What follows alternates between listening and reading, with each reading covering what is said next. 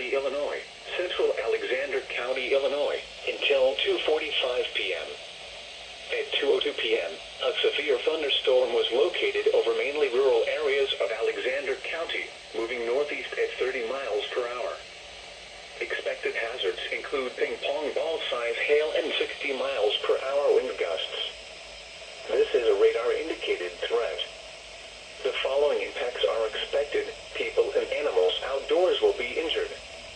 Expect hail damage to roofs, siding, windows, and vehicles. Expect wind damage to roofs, siding, and trees.